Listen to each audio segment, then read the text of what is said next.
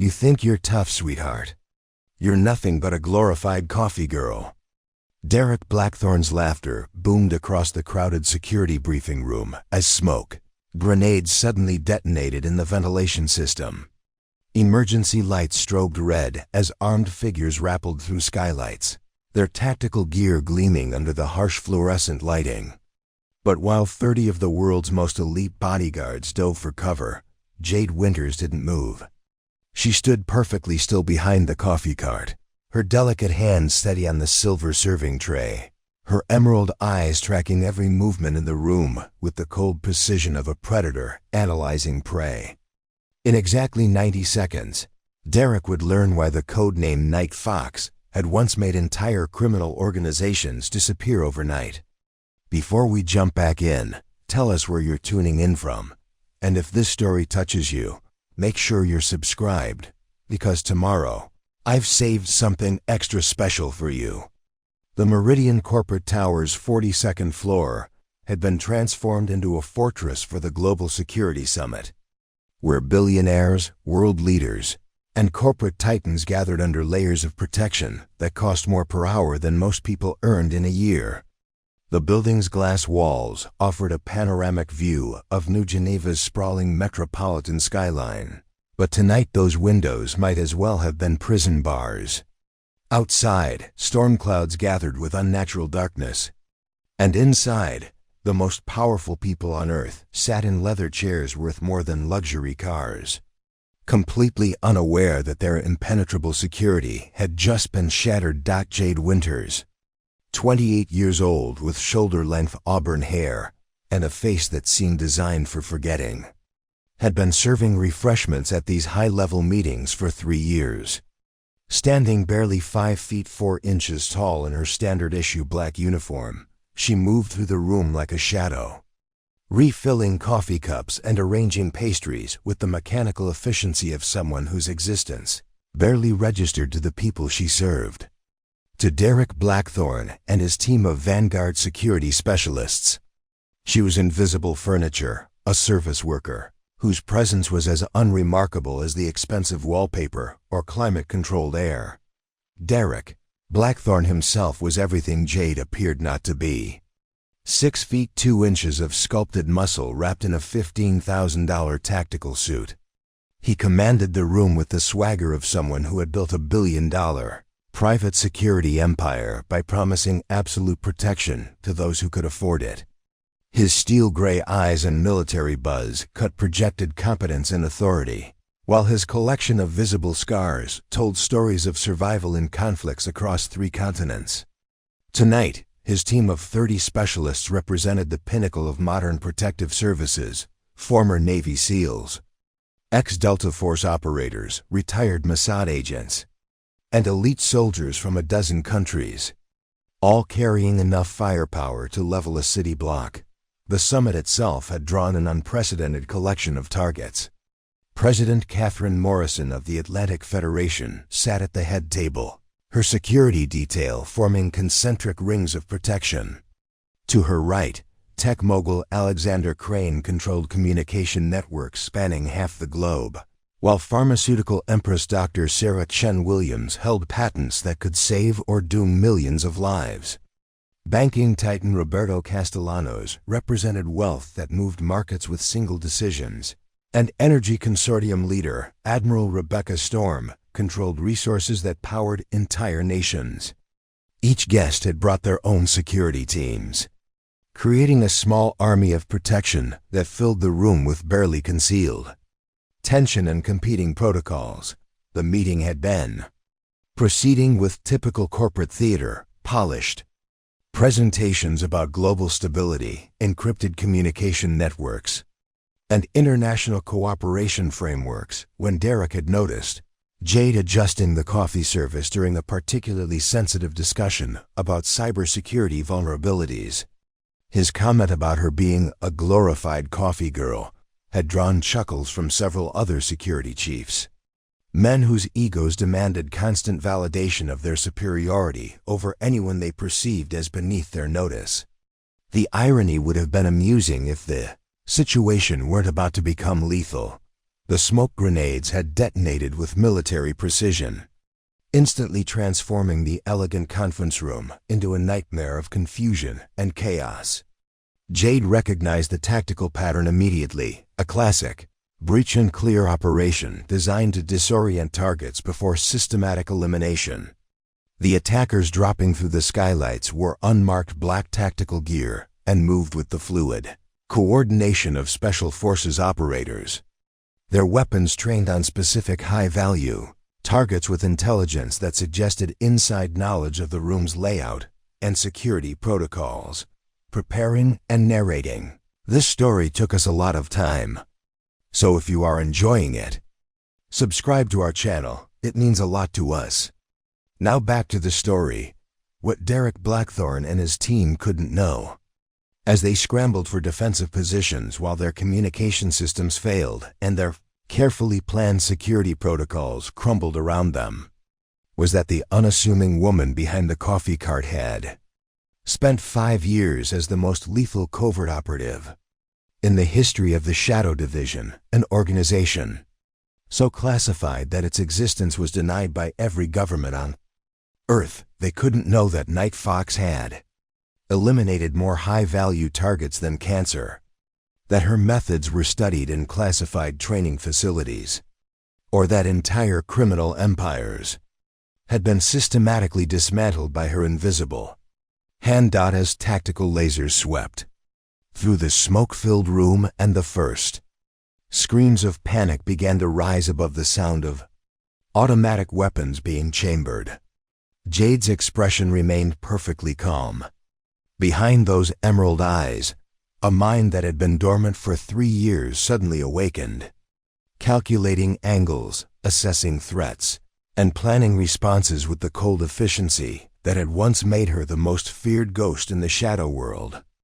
Derek's laughter still echoed in her memory, but in less than 2 minutes, he would learn that some people choose invisibility not because they're powerless, but because their true capabilities are too dangerous to reveal. The coffee cart toppled as the first shots rang out, and Night Fox stepped out of her 3-year retirement. Jade Winters had perfected the art of being forgettable.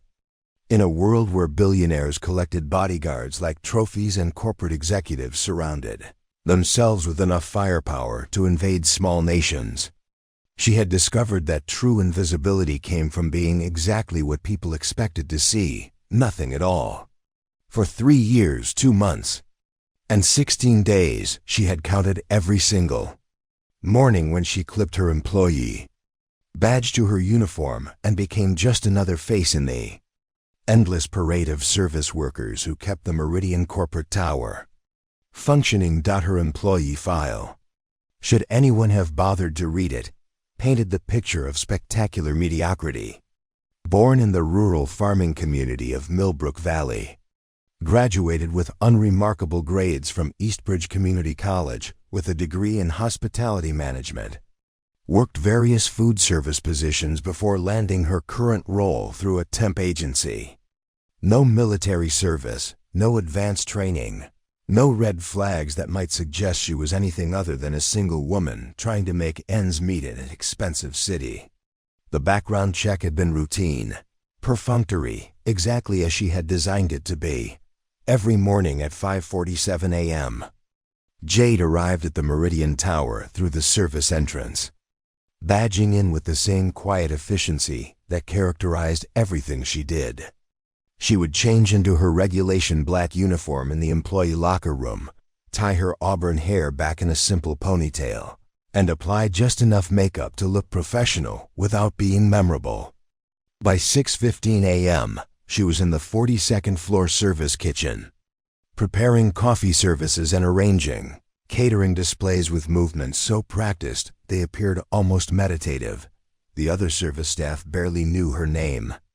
Maria Santos from housekeeping occasionally nodded in greeting, but Jed had carefully cultivated a reputation for being polite yet distant, friendly enough to avoid suspicion, reserved enough to discourage conversation.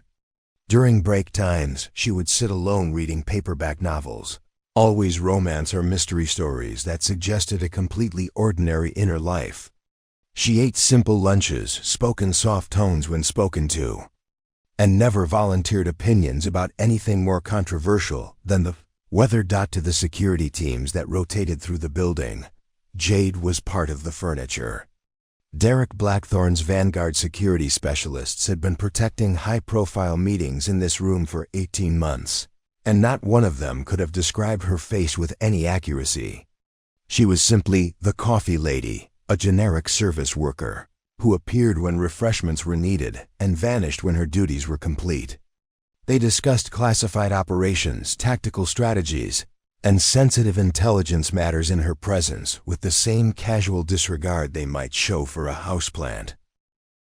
What none of them understood was how carefully Jade had studied each of them.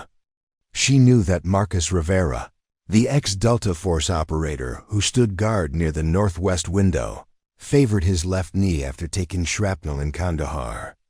She had memorized Mithiteen's blind spot, a 30-degree arc behind his right shoulder where peripheral vision damage from a training accident created a vulnerability he didn't even know existed. She could recite the coffee preferences, personal habits, and behavioral patterns of every security specialist who had ever worked a shift in her presence. During corporate meetings, while serving coffee and arranging pastries, Jade absorbed information with the systematic thoroughness of someone conducting surveillance. She learned which executives were under federal investigation, which board members were planning hostile takeovers, and which government officials were secretly negotiating arms deals that violated international treaties. Her unremarkable appearance made her the perfect vessel for secrets. People spoke freely around service workers, assuming they lacked the intelligence or importance to matter. The physical transformation had been the most challenging aspect of her new identity. Night Fox had possessed the lean, powerful build of someone whose body was a precisely calibrated weapon. Every muscle had been developed for specific tactical purposes. Legs that could carry her silently across any terrain. Arms that could eliminate targets with dozens of different techniques. Core strength that allowed her to hang from building facades or rappel through windows with equipment that weighed more than some people. That body had been replaced by something softer, more ordinary, still fit enough to handle the physical demands of food service, but unremarkable enough to blend into any crowd. She had also changed how she moved through space. Night Fox had possessed a predator's grace, moving with the fluid efficiency of someone always ready for violence. Jade Winters walked differently, slightly hunched shoulders, shorter steps, the careful gait of someone accustomed to avoiding attention rather than commanding it. She had practiced this new body language for months before assuming the identity, studying security footage of service workers until she could mimic their patterns perfectly. The psychological discipline required to maintain this facade was perhaps the most demanding aspect of her new life. Every day, she witnessed incompetence, arrogance, and casual cruelty from people who considered themselves superior simply because they could afford protection. She watched security teams make tactical errors that would have gotten them killed in any real combat situation. She listened to billionaires discuss human lives like accounting entries and government officials plan operations that would destabilize entire regions for corporate profit. Night Fox would have eliminated half the people in this building as threats to global stability. Jade Winters served them coffee and smiled politely when they ignored her existence, but beneath the carefully constructed facade of mediocrity, every instinct that had made her the most effective covert operative in Shadow Division history remained perfectly intact, simply dormant. Like a blade hidden in silk, her true nature waited for the moment when pretending to be harmless would no longer serve any purpose. The global security summit had transformed the Meridian Towers, 42nd floor, into the most heavily fortified private meeting space on the continent. What had once been an elegant executive conference room now resembled a military command center with enough surveillance equipment, communication arrays, and defensive systems to coordinate a small war. The renovation had taken 6 months, and cost more than the annual GDP of several small nations. But for the people gathering tonight, security was worth any price. The guest list read like a directory of global power brokers, each name representing billions in assets and the ability to reshape international policy with a single phone call. President Catherine Morrison had arrived with a 12-person Secret Service detail, their black suits and earpieces creating a human wall around the leader of the Atlantic Federation. Despite being on supposedly neutral corporate territory, her security team maintained the same alert posture they would use in a hostile foreign capital, their eyes constantly scanning for threats that protocol demanded they assume were present. Tech mogul Alexander Crane sat near the center of the massive, mahogany table, his nervous energy barely contained despite the fortress of protection surrounding him. As the architect of the Nexus communication network that carried 60% of global internet traffic, Crane knew that his assassination would trigger market crashes in communication, blackouts that could destabilize entire economies.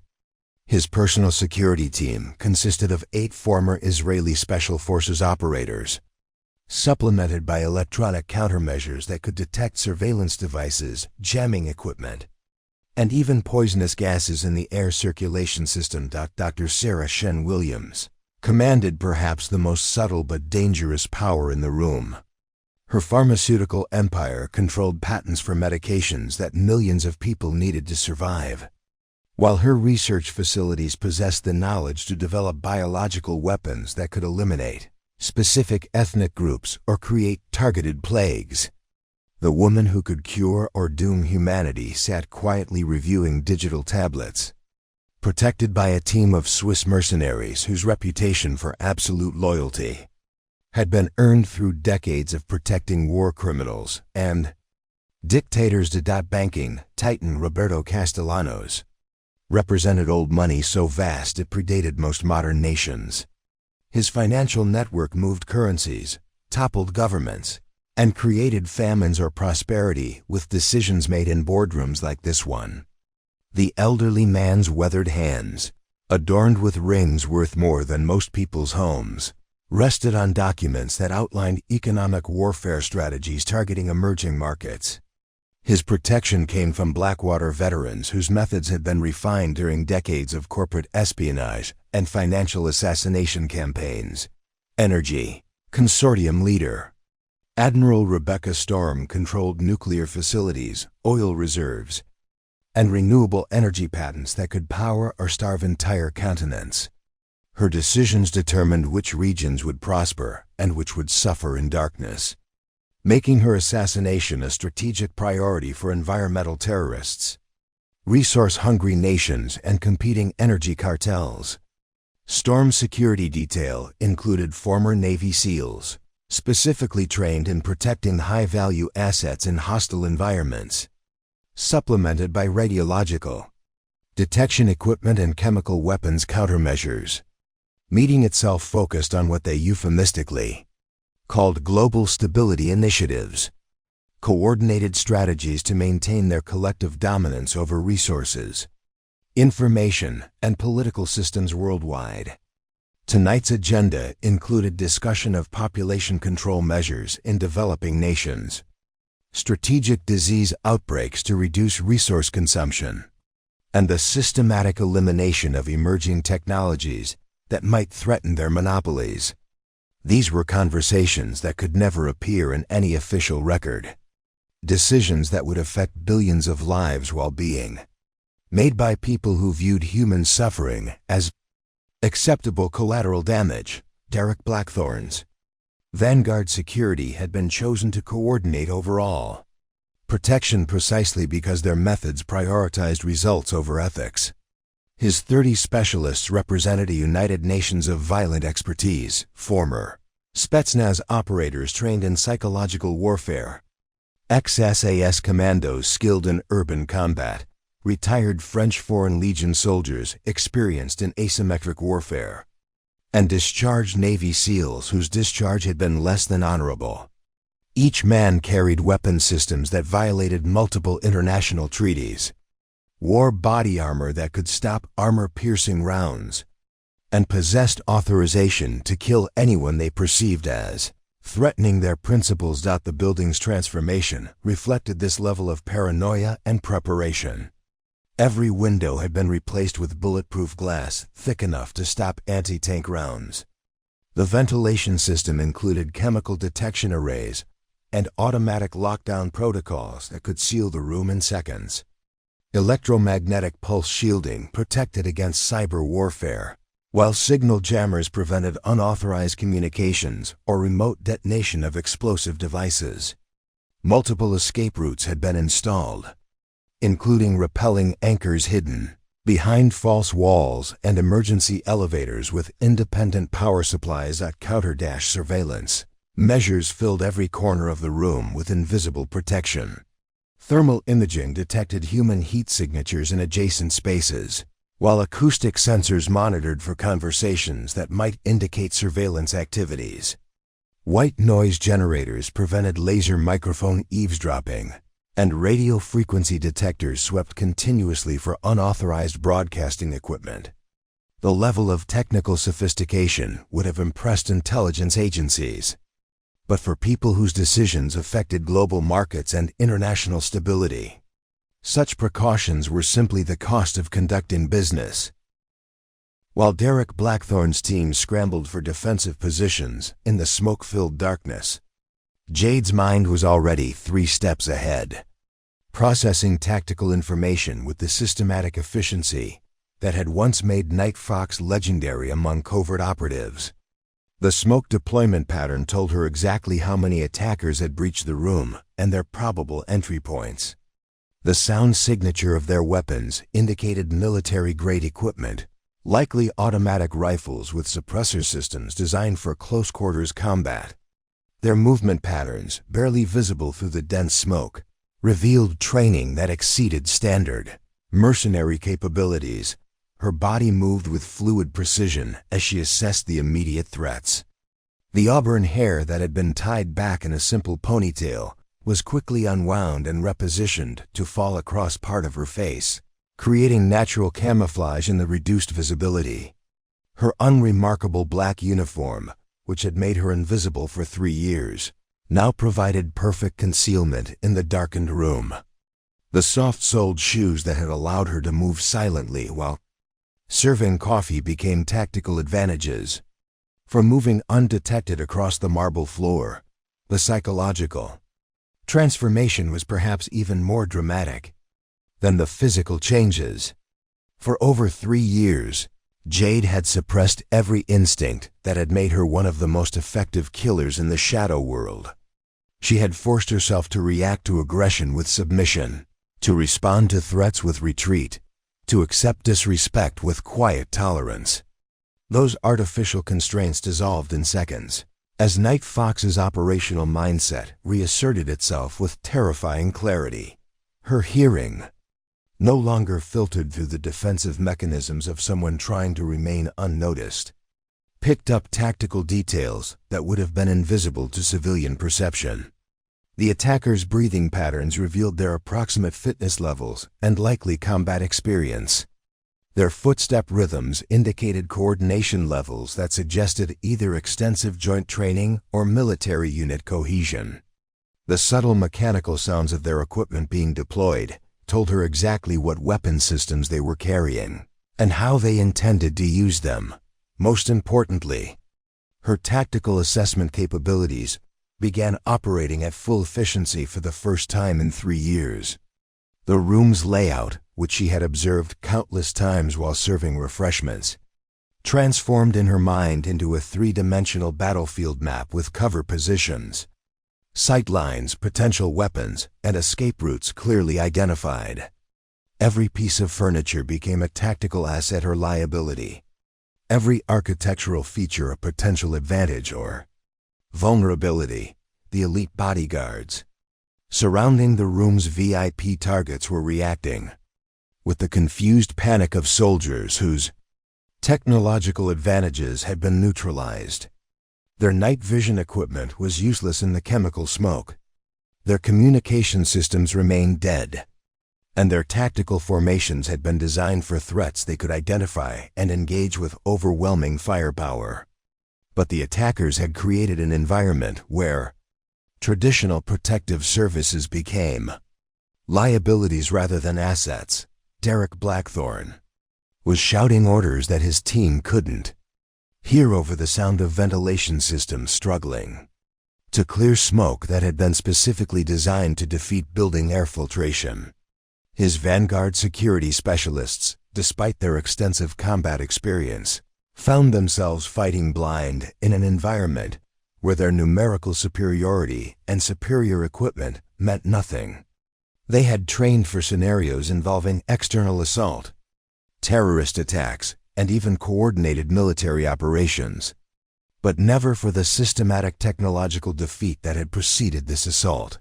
President Morrison's Secret Service detail had formed a protective circle around their principal, but their defensive posture was compromised by the inability to communicate with external support or identify the source and nature of the threats they were facing. Agent Wells was attempting to coordinate evacuation procedures using hand signals, but the electronic locks that had trapped everyone in the room made traditional protective protocols impossible to execute. Other security teams were experiencing similar tactical breakdowns as their carefully planned defensive strategies became irrelevant in an environment where basic assumptions about communication, visibility, and technological support no longer applied. Swiss mercenaries, Blackwater veterans, and former special operations soldiers found themselves reduced to the same helpless confusion as the civilians they were supposed to protect. But while chaos consumed everyone else in the room, Jade Winters was experiencing something she hadn't felt in 3 years, the crystalline clarity that came from operating in her natural element. Every second of confusion among the security teams was a tactical advantage she could exploit.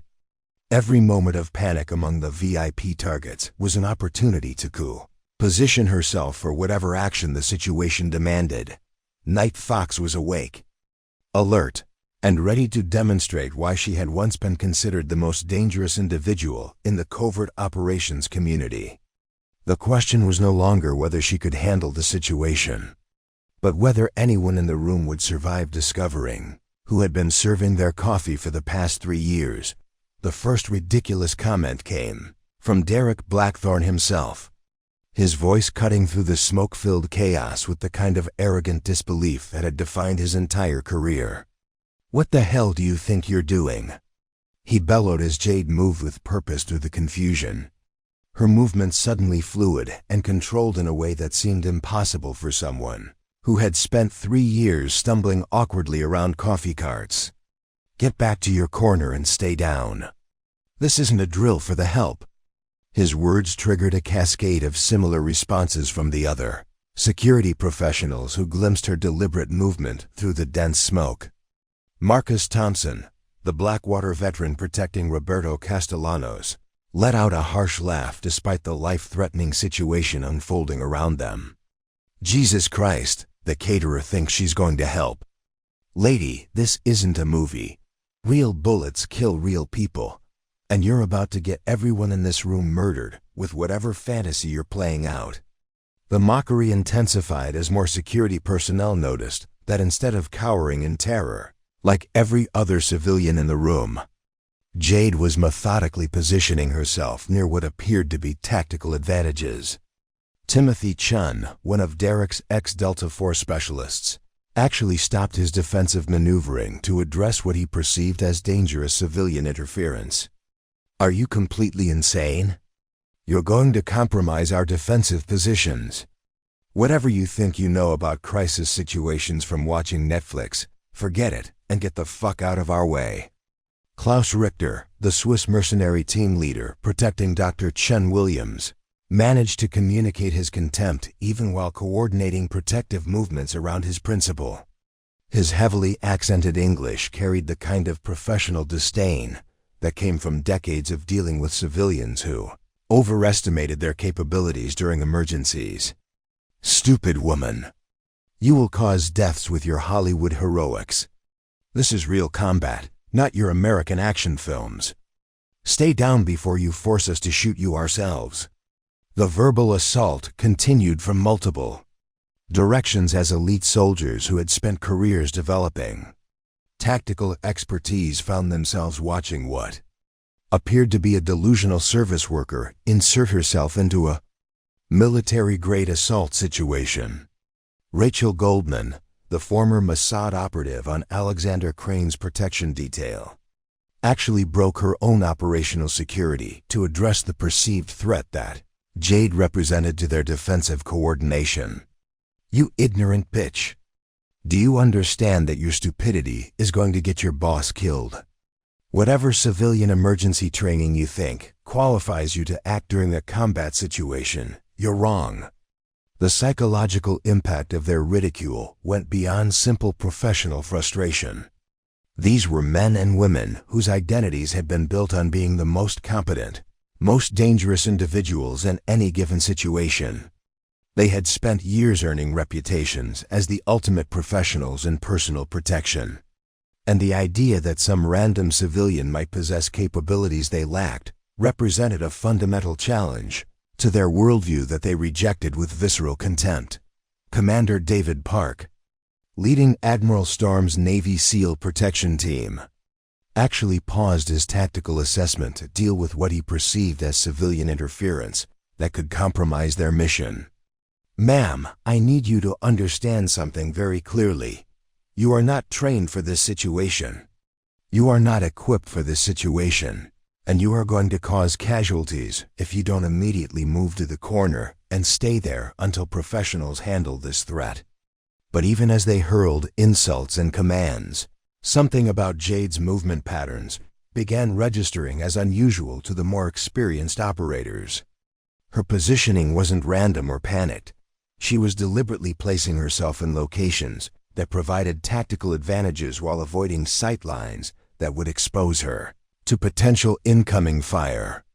Her body language, now that adrenaline had stripped away the carefully maintained civilian facade, carried the unmistakable bearing of someone who had operated in hostile environments before. Yet for all their preparation, technological sophistication, and military expertise, none of these security professionals had bothered to conduct thorough background checks on the service staff. The woman who had been refilling their coffee cups and arranging their pastries for 3 years had undergone the same cursory employment verification as every other minimum wage worker in the building. Her ability to move freely through their most sensitive meetings, to listen to their most classified discussions, and to observe their most carefully guarded security procedures had never registered as a potential threat. In their worldview, people like Jade Winters simply didn't matter enough to warrant serious attention. They were part of the invisible infrastructure that supported their operations, as overlooked and unremarkable as the building's plumbing or electrical systems. This blind spot in their otherwise comprehensive security protocols would prove to be their most fatal miscalculation. The first indication that something had gone catastrophically wrong came at 9:47 p.m. when the building's main power grid suffered what appeared to be a cascading electrical failure. Emergency lighting flickered on throughout the 42nd floor as backup generators automatically engaged. But the sophisticated electronic countermeasures that had been protecting the meeting began cycling through diagnostic protocols. For 30 seconds, the room's digital security envelope flickered like a candle in a hurricane, creating windows of vulnerability that shouldn't have existed.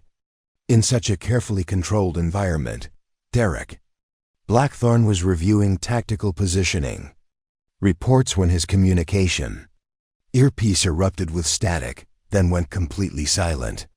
Around the room, his team members began touching their ears with the confused expressions of soldiers whose lifeline to command and control had been severed without explanation. The building's internal communication network, which had cost $12 million and been designed to function during nuclear attacks, had simply vanished from the electromagnetic spectrum as if someone had thrown a switch. President Morrison's Secret Service detail, immediately moved into protective formation, their training taking over as they formed a human shield around their principal. Agent Patricia Wells, the detail leader whose 20-year career had included protecting 3 previous presidents, found herself staring at communication equipment that registered no signal whatsoever, not even the carrier frequencies that should have maintained contact with their command center. The silence in her earpiece represented a security failure of such magnitude that protocols demanded immediate evacuation. But the electronic locks on the conference room doors had engaged automatically. When the power fluctuated, Alexander Crane's fingers flew across his tablet computer as he attempted to access his company's emergency communication protocols. But every network connection had been severed simultaneously. The Nexus communication system that he had built to be virtually indestructible showed nothing but error messages and timeout notifications. His security team leader, former Mossad operative Rachel Goldman, was speaking urgently into her radio but receiving only dead air in response.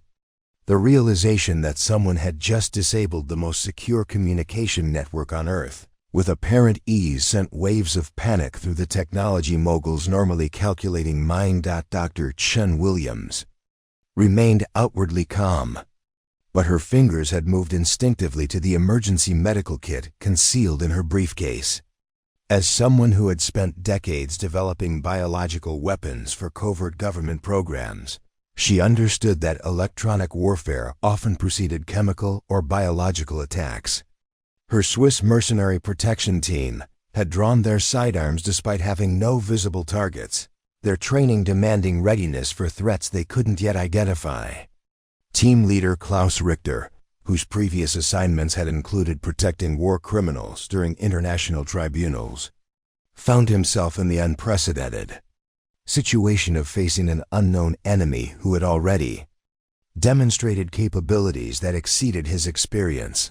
The room's atmospheric controls began behaving erratically as secondary systems tried to compensate for the power fluctuations. Air circulation patterns changed, causing temperature variations that made some areas uncomfortably warm, while others became noticeably cool. Roberto Castellanos, whose advanced age made him particularly sensitive to environmental changes, noticed the shift immediately and signaled to his Blackwater security team. Their leader, Marcus Thompson, whose resume included operations in 12 conflict zones, began hand-signaling his men to prepare for chemical weapons deployment, assuming that atmospheric manipulation might precede a gas attack. Admiral Storm's radiological detection equipment began registering anomalous readings that didn't indicate nuclear threats but suggested some form of electromagnetic interference beyond their technical ability to identify. Her Navy SEAL protection team, accustomed to operating in environments where electronic systems could fail without warning, transitioned smoothly to manual communication protocols and began establishing sightlines for defensive firing positions. Team leader Commander David Park, whose special operations experience spanned 3 decades, recognized the tactical signature of a sophisticated attack, beginning but couldn't identify the source or methodology being employed. The conference room's multiple layers of electronic security began failing in sequence, each system going offline just moments after its backup protocols engaged. Surveillance cameras that should have provided 360-degree coverage of all approaches to the floor began displaying static or error messages. Motion detectors that could identify human movement through concrete walls registered nothing but calibration failures. The building's central computer system, which controlled everything from elevator access to bathroom facilities, became completely unresponsive to input commands. What made the situation particularly terrifying for the security professionals was the systematic nature of the electronic failures. These weren't random malfunctions or the result of infrastructure degradation. Someone was deliberately and methodically dismantling their Technological advantages with precision that suggested intimate knowledge of every system protecting the meeting. The electronic warfare being conducted against them demonstrated capabilities that exceeded most national intelligence agencies.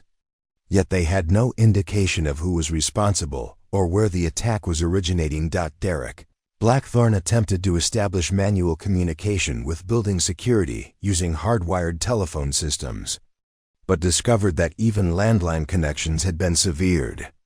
The realization that someone had physically cut communication cables that were supposed to be housed in secure, monitored conduits sent his tactical assessment of the threat level soaring beyond anything in his experience.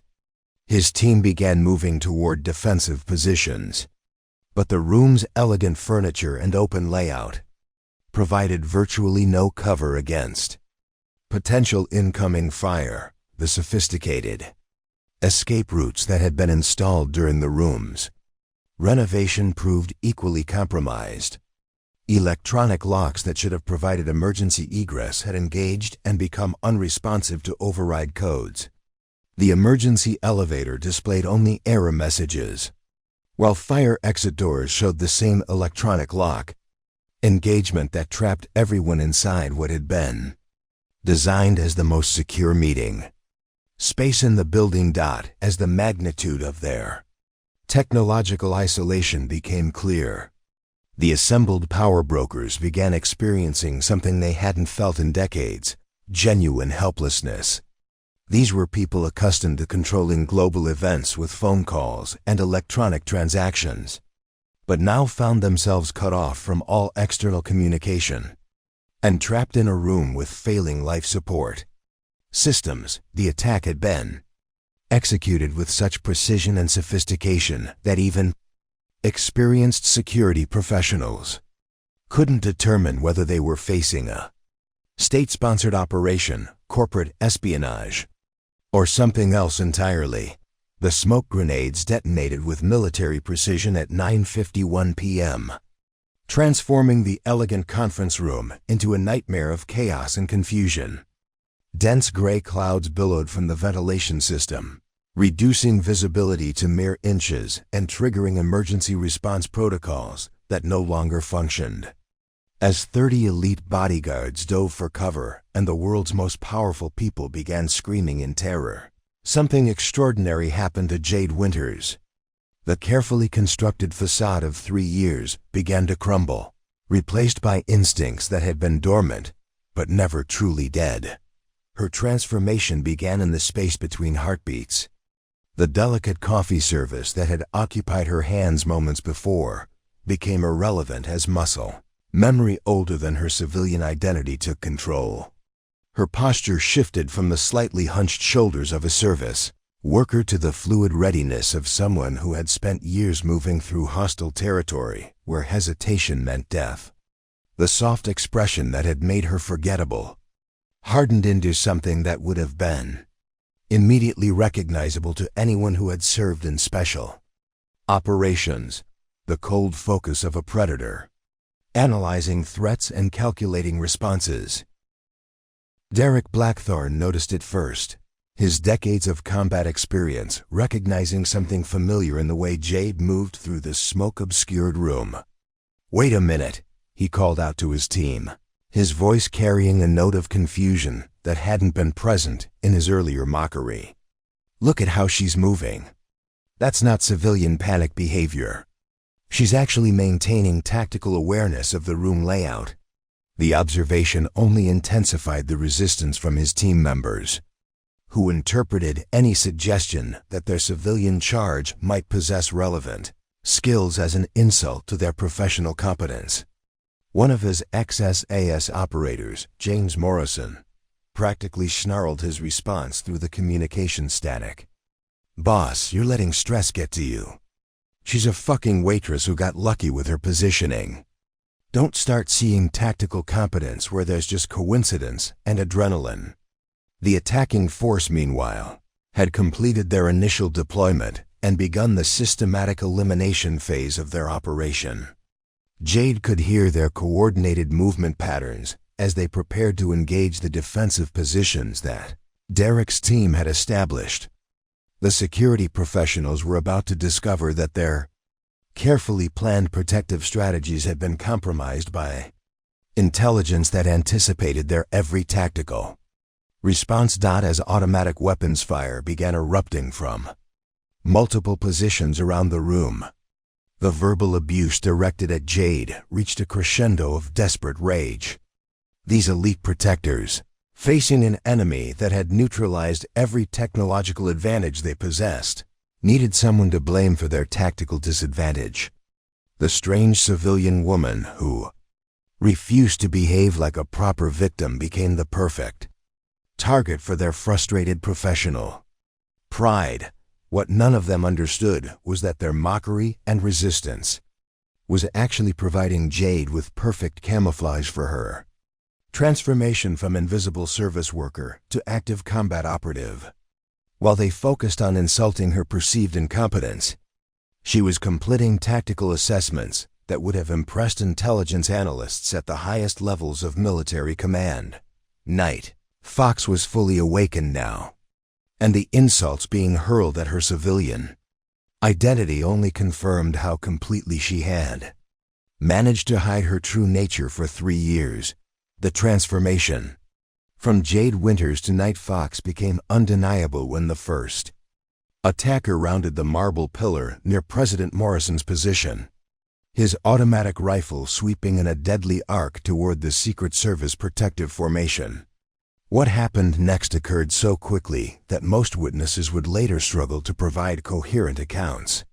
But the tactical precision was unmistakable to anyone with genuine combat experience.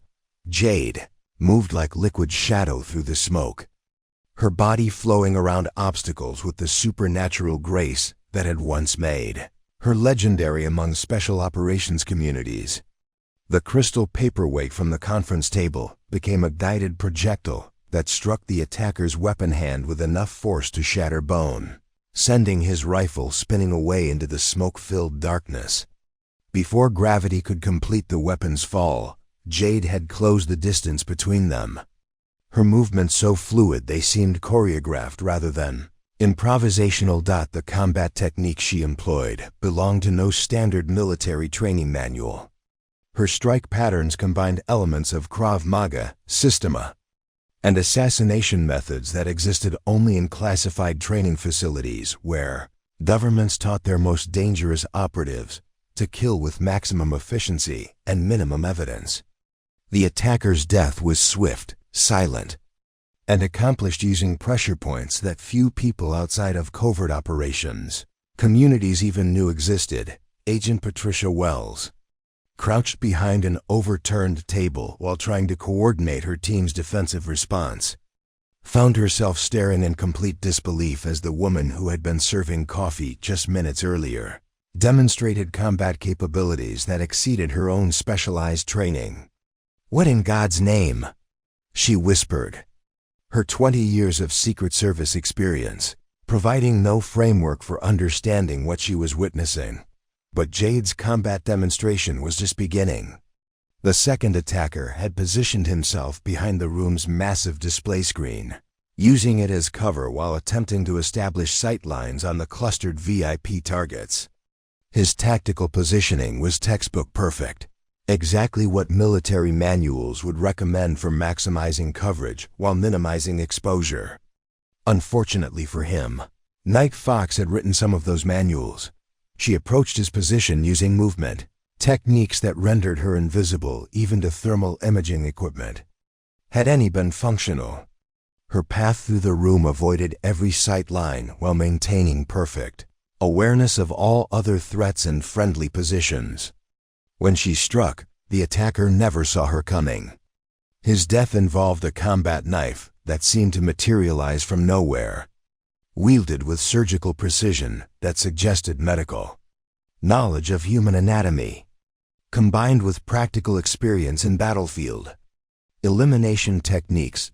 Derek Blackthorne's tactical assessment of the situation underwent a dramatic revision as he observed capabilities that shouldn't exist outside of the most classified government programs. Marcus, He called to his team leader, his voice carrying an urgency that had nothing to do with the attacking force. "Are you seeing this? That civilian is conducting combat operations with precision that exceeds our training standards." Timothy Chen, the ex-Delta Force operator who had been mocking Jade's presence just minutes earlier, found himself in the humbling position of watching someone demonstrate skills that surpassed his own. Special operations background. "Boss, whatever that woman is, she's not civilian personnel. Her movement patterns, her tactical awareness, her combat techniques, this is high-level covert operations capability. We're looking at someone with training that costs more than we make in 5 years." The third attacker had established an overwatch position near the room's entrance. His automatic rifle trained on the escape routes that Derek's team might attempt to use for evacuating their principals. His positioning was mathematically perfect, covering maximum area with minimum exposure, exactly what advanced tactical training would dictate. But mathematical perfection meant nothing when facing someone who had spent years developing counter-surveillance and counter-sniper techniques in environments where a single mistake meant death. Jade's approach to his position involved movements that seemed to defy physics. She used reflective surfaces, smoke patterns, and architectural features to create optical illusions that made tracking her location impossible. Her assassination of the overwatch position occurred in complete silence, using techniques that left no blood evidence and could easily be mistaken for natural causes if discovered hours later. The sniper simply stopped existing as a threat, his position abandoned, but his body positioned to suggest equipment malfunction rather than enemy action. Klaus Richter, whose Swiss mercenary experience included operations in conflict zones across 3 continents, found his professional worldview undergoing fundamental revision as he observed combat techniques that exceeded anything in his considerable experience. "Mein Gott," he whispered to his team members, his heavily accented English carrying a note of professional awe that overrode his earlier contempt. "This woman, she fights like ghosts, like legends from Cold War operations that old-timers whisper about in bars." The 4th and 5th attackers had coordinated their assault to create crossfire patterns that would eliminate any defensive response from the room's security teams. Their positioning represented advanced small unit tactics that suggested either military special forces training or extensive experience with coordinated urban combat operations. Both men carried communication equipment that should have allowed them to coordinate with any remaining team members and call for backup support if their initial assault encountered unexpected resistance. Neither man had time to use his communication equipment. Jade's elimination of their coordinated assault occurred simultaneously, using timing so precise that both deaths happened within the same 2-second window. Her methods involved improvised weapons created from conference room materials, items so ordinary that investigating authorities would spend months attempting to understand how crystal ashtrays and metal pen sets could be transformed into lethal weapons capable of defeating body armor designed to stop rifle rounds. Commander David Park, whose Navy SEAL background included operations in environments where split-second tactical decisions determined mission success or catastrophic failure, found himself reassessing not just the immediate threat situation, but the fundamental nature of the woman who had been invisible in their presence for 3 years. "Admiral," he called to his principal, his voice carrying professional respect that hadn't been present in his earlier commands. "We need to revise our tactical assessment. That civilian is demonstrating capabilities that exceed special operations training standards. She's not just helping, she's conducting a counter-assault operation with precision that suggests covert operations background." The immediate threat had been neutralized with efficiency that would have impressed intelligence analysts at the highest levels of military command. But the real shock for everyone in the room was the realization that their assessment of every person present had been fundamentally wrong. The silence that followed the elimination of the assault team was more terrifying than the gunfire had been. In the space of less than 4 minutes, 5 highly trained operatives had been neutralized with surgical precision that left no doubt about the skill level of whoever had conducted the counter-assault. Derek Blackthorne's team maintained their defensive positions, but their weapons were no longer trained on the smoke-obscured entry points where threats might emerge. Instead, 30 elite bodyguards found themselves unconsciously tracking the movements of the woman who had just demonstrated capabilities that exceeded their collective experience. The moment of revelation came when Derek's tactical communication system suddenly crackled back to life. The electronic jamming that had isolated them apparently lifted by the same invisible hand that had orchestrated their salvation. But instead of his usual command frequencies, the device was receiving transmissions on encrypted channels that shouldn't have existed. Outside of the highest levels of government black operations. Night Fox. This is Control Station Alpha. We show hostile elimination complete. Please confirm operational status and civilian casualties. The voice carried the crisp authority of someone accustomed to coordinating operations where failure meant international incidents and success meant maintaining the delicate balance of global power structures. Derek's blood turned to ice water as he recognized the communication protocols being used. After 20 years in private security and military contracting, he had encountered references to Night Fox exactly 3 times, each in classified briefings about operations so sensitive that acknowledging their existence could result in permanent disappearance. Night Fox wasn't a person in the conventional sense. Night Fox was a legend whispered about in the darkest corners of the intelligence community, a codey name that appeared in files marked with classification levels that most career operatives never achieved clearance to read. Jade's response shattered the last remnants of her civilian identity with the casual authority of someone for whom covert operations represented normal professional communication. Control Alpha, this is Night Fox. Hostile force neutralized with 0 friendly casualties. 5 enemy combatants eliminated using improvised weapons to maintain operational security. VIP assets secure and unharmed. Requesting immediate cleanup protocols and memory management for civilian witnesses. The clinical precision of her report sent waves of shock through the room's security personnel. Memory management protocols existed only in the most classified levels of government operations, referring to techniques used to ensure that witnesses to sensitive operations either forgot what they had seen or understood that discussing their observations would result in consequences that transcended normal legal frameworks. The casual way she requested such protocols suggested familiarity with operations where civilian witnesses represented security liabilities that required permanent solutions.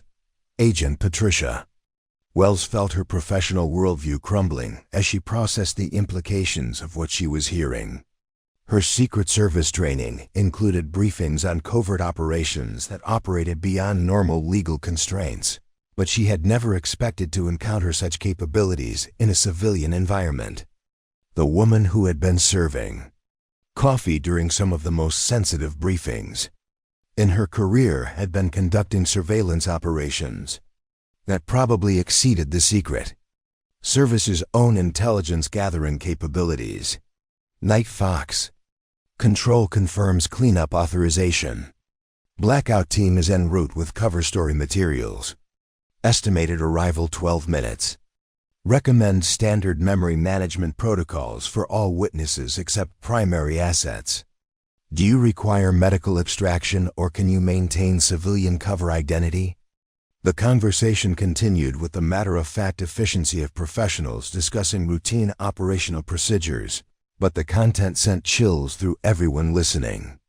Cleanup teams, cover stories, and memory management weren't concepts from spy novels, they were real operational procedures used by intelligence agencies when covert operations intersected with civilian environments in ways that threatened operational security or national interests. Klaus Richter, whose Swiss mercenary career had included contracts with intelligence services from multiple nations, recognized the operational signatures being discussed and found himself reassessing everything he thought he understood about international covert operations.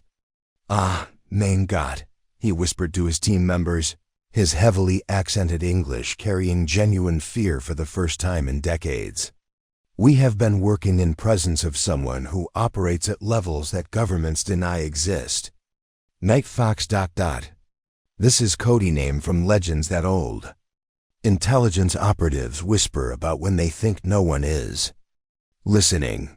The electronic systems throughout the building began returning to normal operation, as if the previous technological failure had been nothing more than a temporary maintenance issue. Lights resumed normal patterns, communication networks re-established connection, and security systems displayed standard operational status.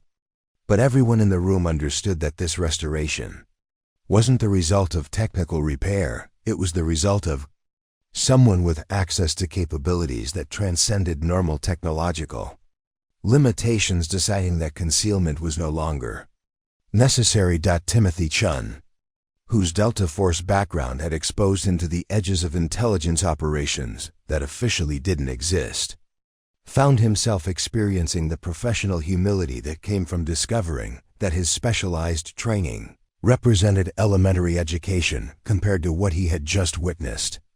"Jesus Christ," he muttered, his voice carrying the kind of awe that combat veterans reserved for capabilities they had heard rumors about, but never expected to encounter personally.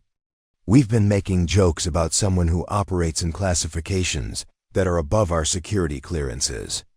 Night Fox isn't just special operations. Night Fox is the kind of legend that special operations units used to scare each other during training."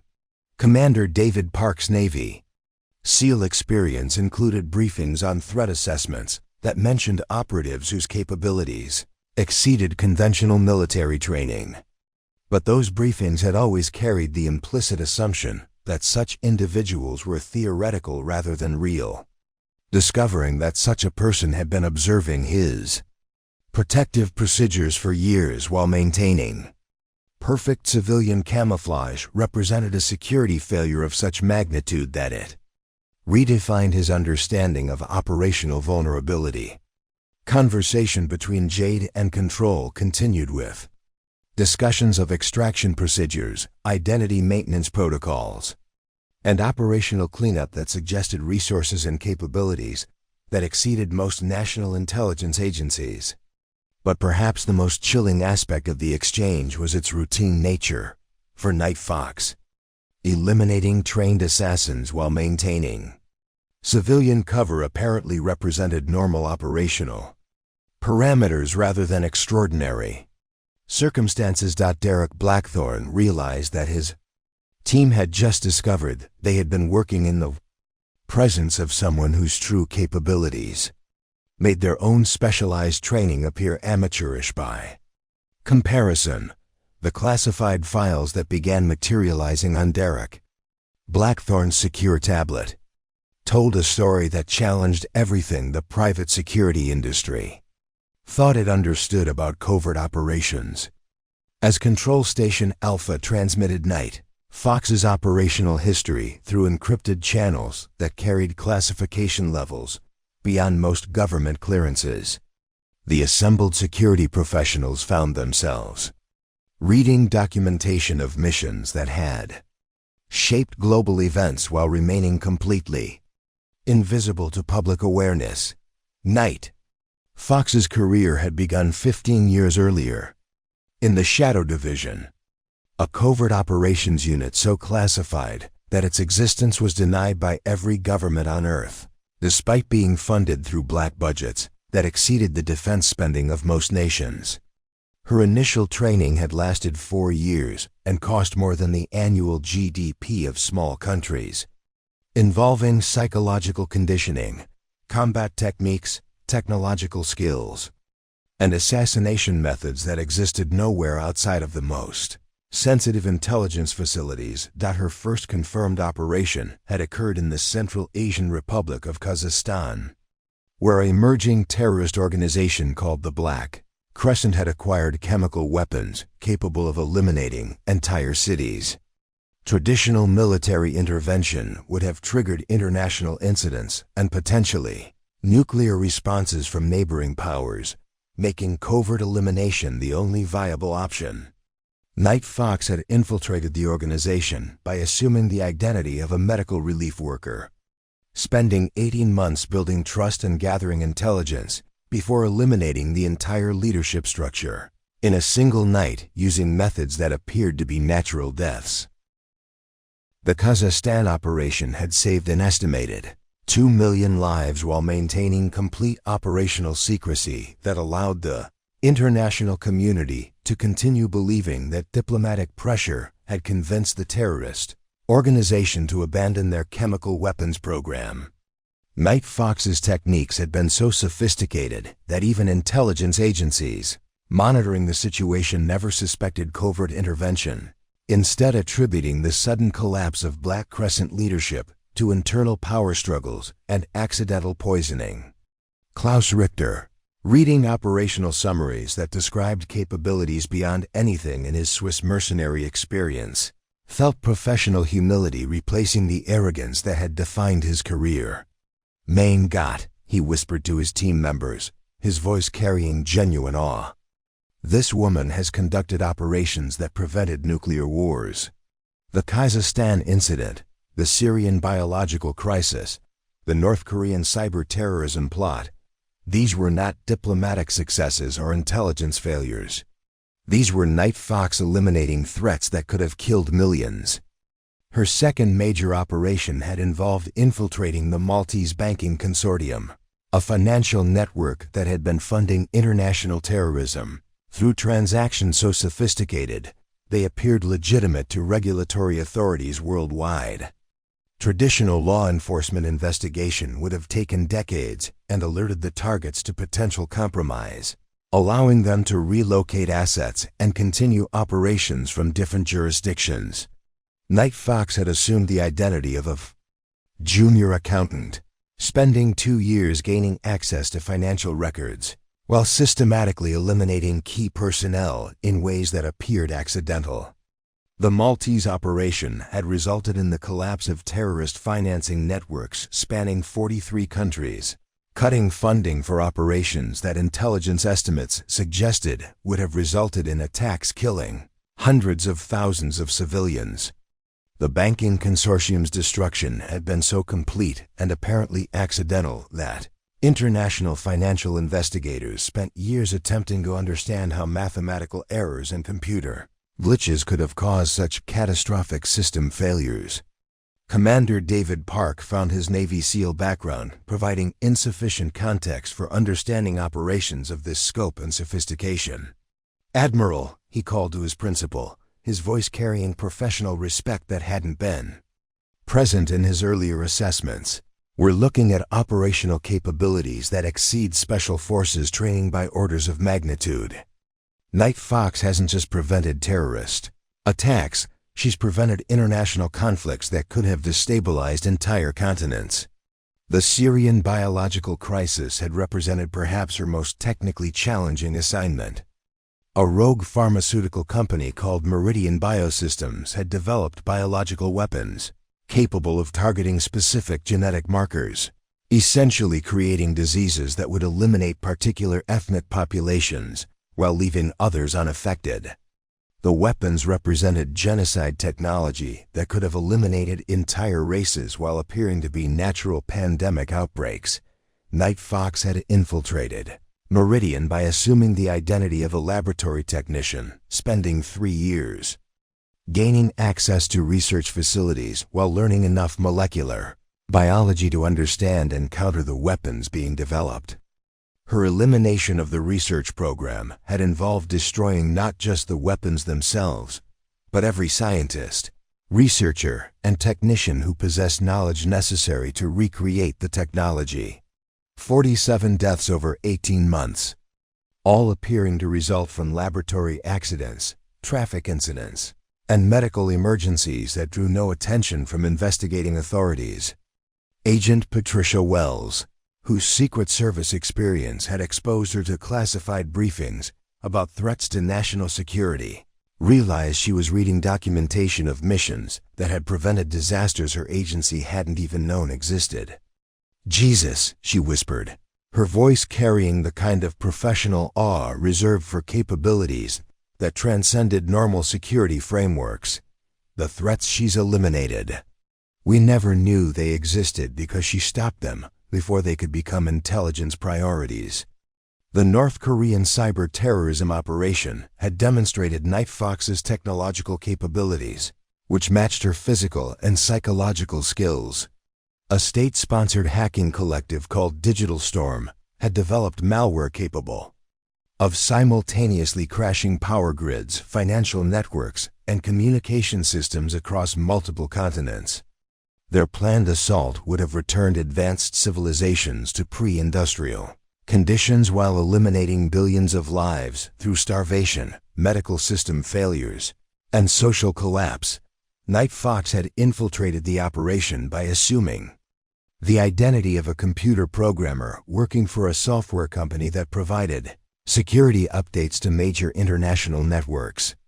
Her counter-cyber warfare had not only prevented the attack, but had systematically eliminated every member of Digital Storm through methods that appeared to be accidental deaths, suicides, and disappearances that drew no attention from international investigators. Timothy Chun, reading operational summaries that described technological capabilities beyond anything in his Delta Force background, found himself questioning fundamental assumptions about the relationship between individual operatives and national security. "This isn't just special operations," he muttered to his team members, his voice carrying genuine fear. "This is one person conducting strategic operations that shape global stability. Night Fox hasn't just eliminated individual threats, she's prevented civilizational collapses that would have killed billions." The files contained dozens of similar operations spanning 15 years, each involving threats to international stability that had been eliminated before they could attract attention from traditional intelligence agencies or military forces. Night Fox's methods consistently involved long-term infiltration, systematic elimination of threats using techniques that avoided detection, and operational cleanup that left no evidence of covert intervention. But the most chilling revelation was the reason for her retirement from active operations, the Sarajevo incident, where her entire support team had been eliminated in an ambush, that she had survived only through capabilities that exceeded even Shadow Division training standards. The Sarajevo incident files arrived on Derek's tablet with classification markings that exceeded anything he had encountered during 2 decades in military and private security operations. As the details emerged through heavily redacted documents, the assembled security professionals began to understand why the most effective covert operative in modern history had chosen to disappear into civilian anonymity rather than continue serving the intelligence community that had created her. The mission had begun as a routine elimination operation targeting Aleksandar Petrov, a Serbian arms dealer whose network supplied weapons to terrorist organizations across Eastern Europe. Petrov's operation had grown sophisticated enough to threaten regional stability, but his political connections made traditional law enforcement or military intervention impossible. Night Fox had been assigned to eliminate not just Petrov himself, but his entire distribution network, financial infrastructure, and manufacturing capabilities. Her support team for the Sarajevo operation had consisted of 12 operatives from the Shadow Division's most experienced personnel. Markus Volkov, a former Spetsnaz colonel who had conducted covert operations across 3 continents. Sarah Chen, a weapons specialist whose expertise in explosive devices had made her legendary among demolition experts. David Goldman, a communications officer whose electronic warfare capabilities had enabled dozens of successful missions.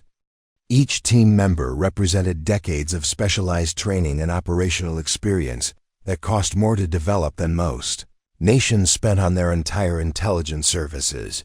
The operation had proceeded flawlessly for 8 months. Night Fox had infiltrated Petrov's organization by assuming the identity of Alana Kozlov, a Russian translator working for an international humanitarian organization. Her performance had been so convincing that Petrov had begun trusting her with sensitive information about weapons shipments, financial transactions, and client relationships that allowed her team to map his entire network with precision that exceeded what traditional intelligence gathering could have achieved. Klaus Richter, reading operational summaries that described infiltration techniques beyond anything in his Swiss mercenary experience, felt his professional worldview undergoing fundamental revision. "Ah, this is artistry," he whispered to his team members, his heavily accented English carrying genuine admiration. To maintain false identity for 8 months while conducting surveillance operations of this complexity.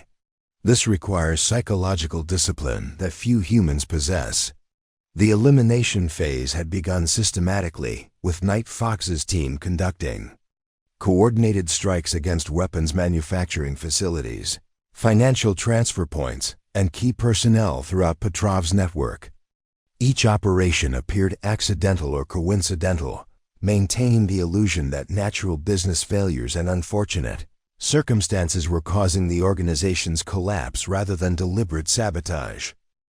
But on the final night, when Night Fox was preparing to eliminate Petrov himself during a meeting at his private compound outside Sarajevo, everything went catastrophically wrong. Intelligence later revealed that Petrov had been working as a double agent for multiple intelligence services, including agencies that had infiltration capabilities rivaling Shadow Division's own resources.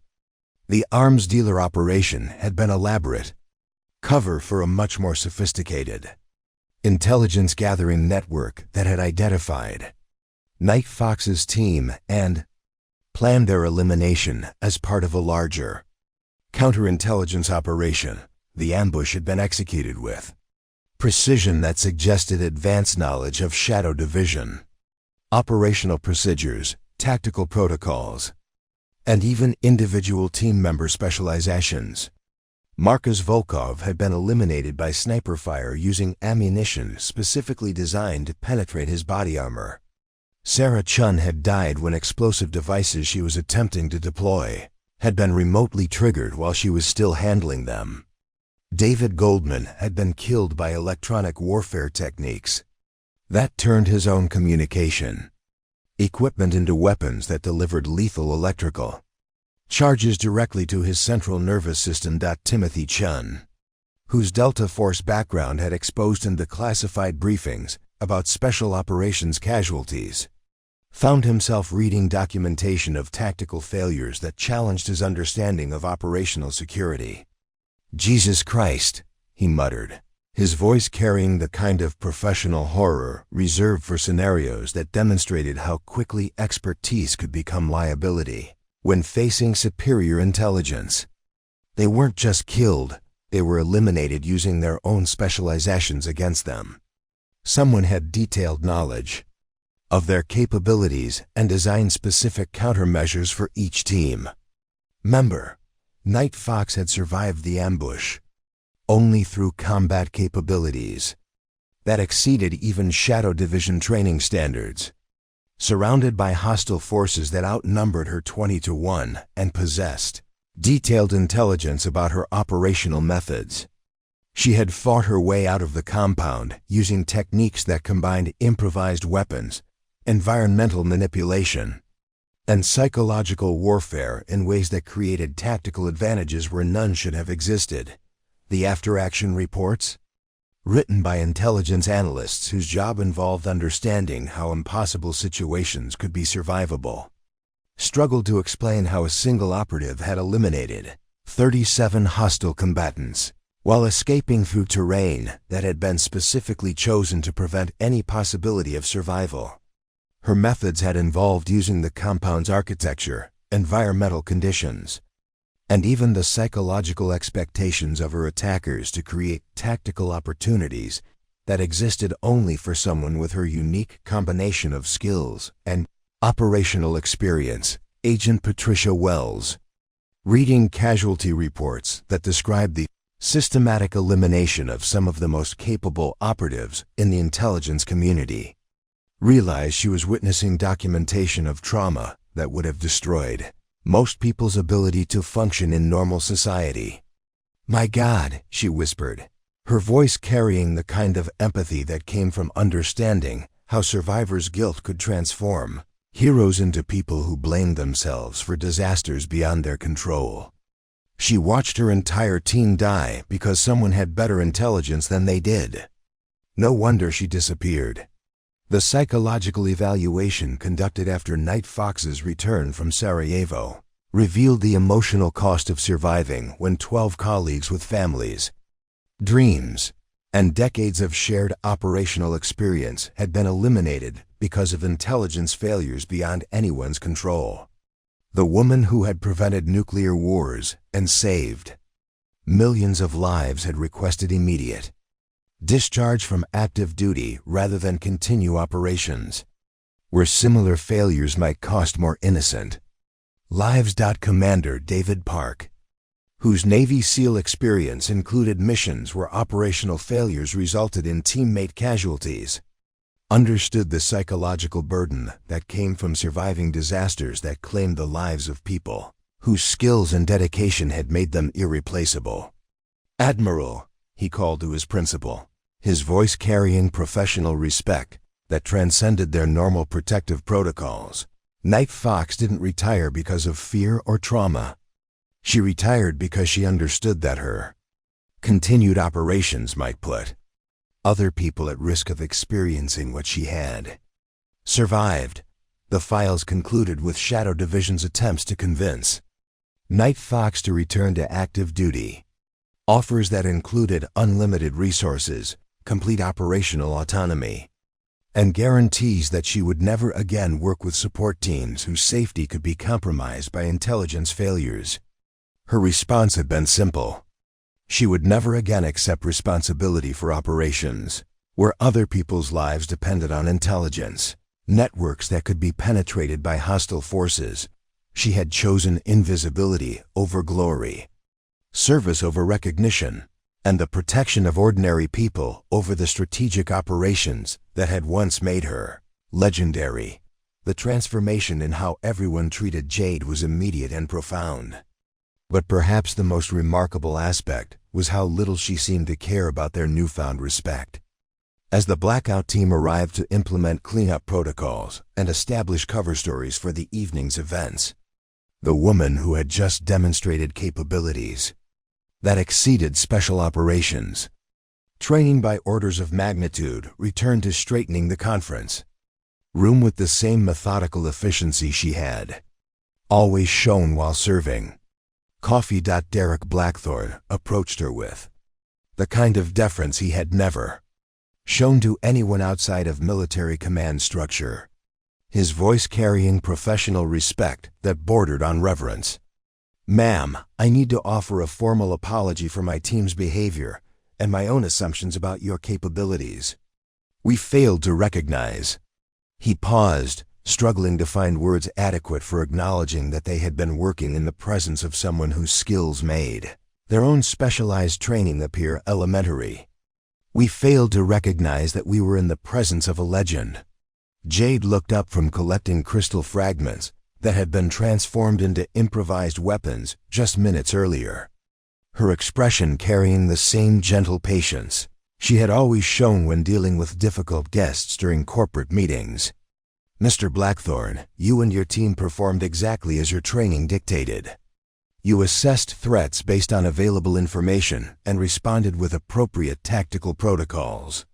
The fact that your information was incomplete wasn't a failure of professionalism.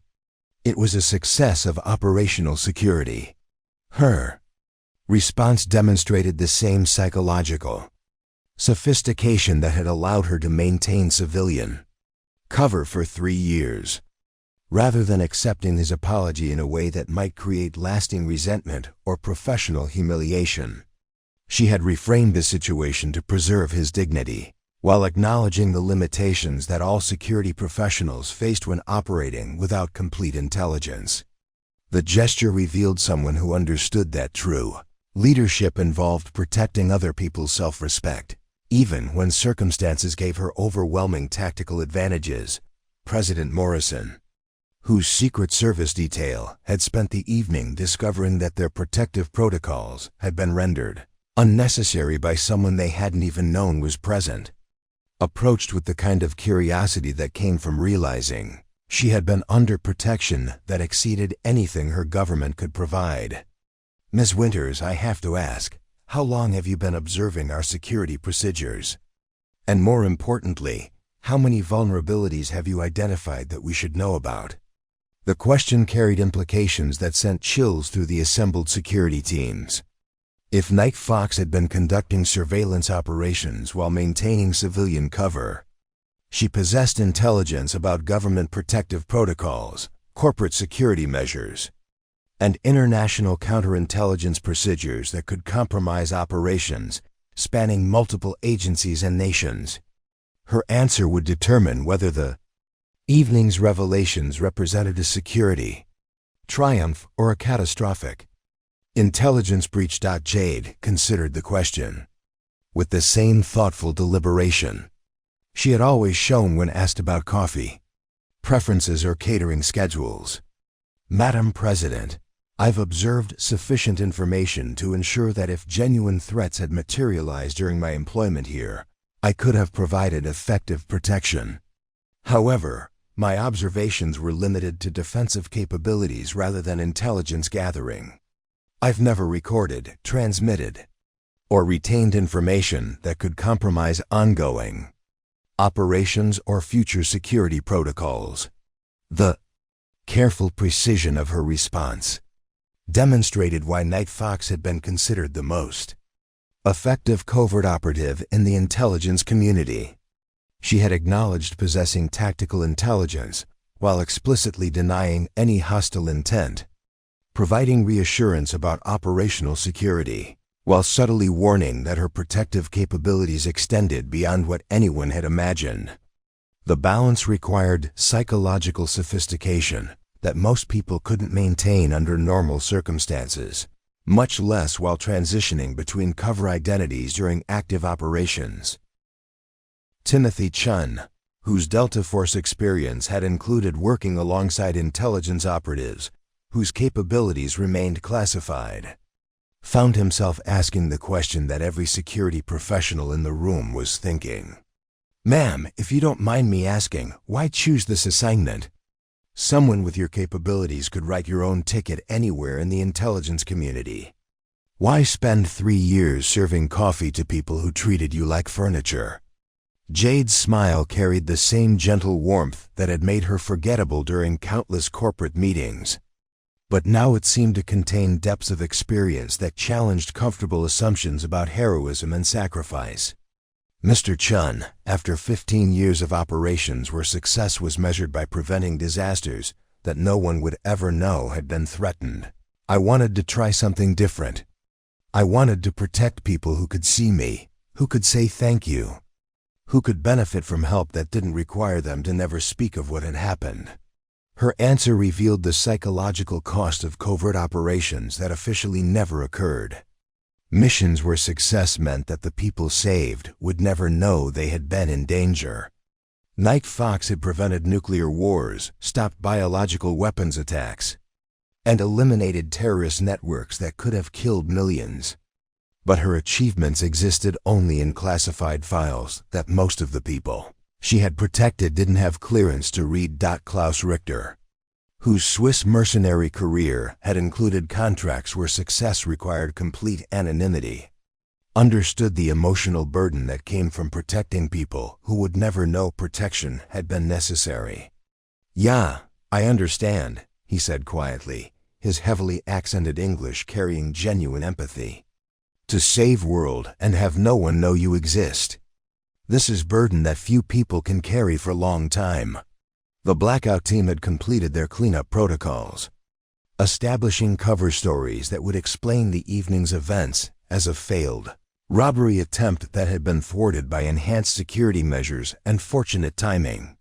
The dead attackers would disappear into bureaucratic processing that would conclude they had been eliminated during a law enforcement operation that remained classified for national security reasons. Within hours, official records would show nothing more dramatic than a brief power outage that had been quickly resolved by building maintenance staff, Agent Patricia Wells, whose Secret Service training had included briefings on how intelligence operations intersected with civilian protection duties, realized she was witnessing the kind of operational cleanup that made covert operations possible. "This is how it really works," she whispered to her team members, her voice carrying the awe that came from understanding how much effort was required to maintain the illusion that heroes like Night Fox didn't exist. The threats get eliminated, the evidence disappears, and ordinary people continue their lives without ever knowing how close they came to disaster. As the assembled security professionals prepared to leave the Meridian Tower, each carrying non-disclosure agreements that made discussing the evening's events a federal crime, Derek Blackthorne approached Jade one final time. "Ma'am, if you ever decide that private security offers opportunities that interest you, Vanguard Security would consider it an honor to have someone of your capabilities on our team." Jade's response carried the same polite professionalism that had characterized every interaction during her 3 years of civilian employment. "Thank you for the offer, Mr. Blackthorne, but I'm quite satisfied with my current position. Tomorrow morning, I'll be here at 6:15 to prepare coffee service for the emergency board meeting that will address tonight's security review. I hope you'll find the Colombian blend acceptable. I ordered it specifically with your team's preferences in mind." The casual way she referenced returning to serving coffee to people who now knew her true identity demonstrated the most remarkable aspect of Night Fox's character. She had chosen service over recognition, protection over glory, and the quiet satisfaction of keeping ordinary people safe over the strategic operations that had once made her legendary among intelligence professionals. 6 months later, corporate executives attending meetings in the Meridian Tower noticed that their coffee service had improved significantly, and several mentioned feeling unusually secure during high-stress negotiations, though none of them could quite explain why. Up next, you've got 2 more standout stories right on your screen. If this one hit the mark, you won't want to pass these up. Just click and check them out.